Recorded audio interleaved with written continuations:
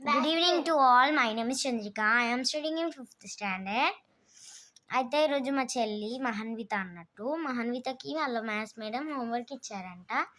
ఏంటి subtract and write the difference. 4 - 3 ఎంత?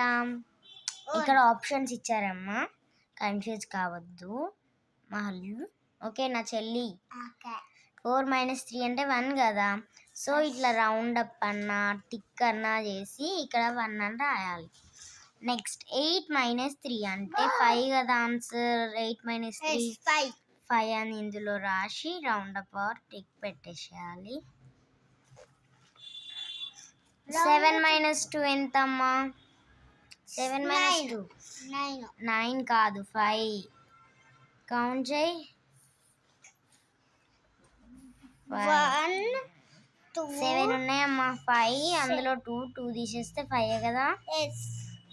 మరి ఇట్లానే అన్నీ చేసేసేయాలి. ఓకేనా? Done. Thank you for watching.